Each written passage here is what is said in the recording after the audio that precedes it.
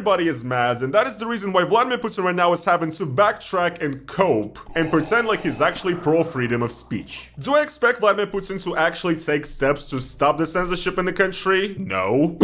Because it's a regular thing for Putin to say something and then do the complete opposite of it. Крым не является никакой спорной территорией, и Россия давно признала границы сегодняшней Украины. Yes, Vladimir Putin always lies, and he's doing it once again. And what's funny is that throughout the years Putin already spoke. Vladimir Putin always lies, and he's doing it once again. And what's funny is that throughout the years Putin already spoke out against like the censorship on the internet many times. Считаю невозможным ограничивать интернет.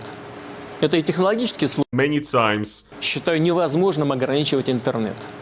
Это и технологически сложно, и политически неправильно.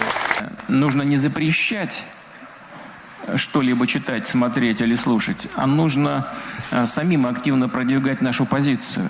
Что касается... Yes. Wholly based Putin, the most freedom-loving president of all time. Obviously, the joke here is that he was saying all these things when he was already starting to crack down on like internet freedom in Russia. But of course, publicly he would say that we would never do this. And surely, guys, this time he would not lie again. But yeah, honestly, looking at all of this as a Russian, it almost feels unprecedented. That Vladimir Putin has actually backtracked from something and is like trying to save face by pretending to be against his own policy, right? He always did this, but not this openly and blatantly. And once again, I think the reason is because it's becoming less and less of a taboo to criticize Vladimir Putin and to openly talk smack about him. Recently, for example, in a video called It's Over for Putin, I know, yes, clickbaity title, but that's the game, it is what it is. I talked about the case of this Z influencer, like a pro-Russian propaganda pundit, Ilya Remesov, who was like a guy who supported Russia forever. He was running media smear campaigns against like Alexei Navalny, for example, for basically speaking out against Vladimir Putin, right? He was the big supporter of the Russian war in Ukraine and so on. And then a few months ago, suddenly out of nowhere, he had a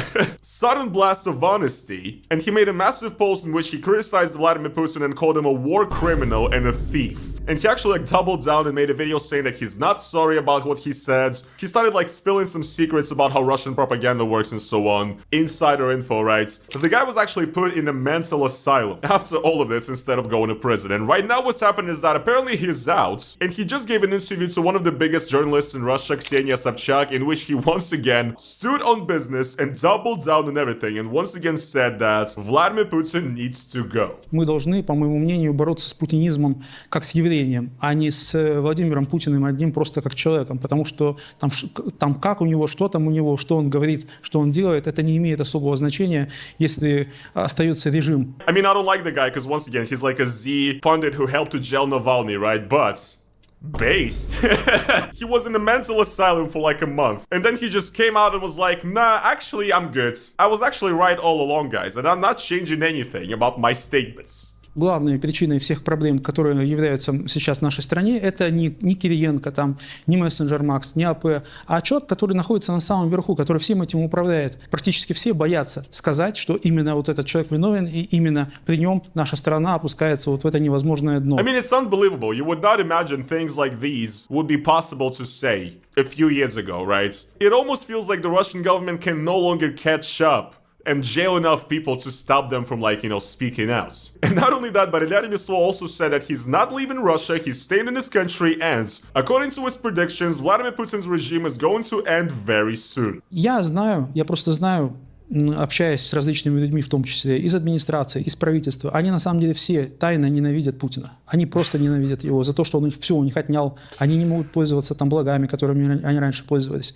Там на самом деле все уже предрешено, по большому счету. То есть и когда вот эти противоречия в рамках системы накопятся уже до такого кома, то все. So yes, I mean, all I can say is that maybe the first time he got away easy it gets in Russia, you know, go into a mental asylum for speaking the truth for once in your life. But after this interview, I think we're gonna see this guy behind bars very soon. But, you know, we respect, you know, your sacrifice.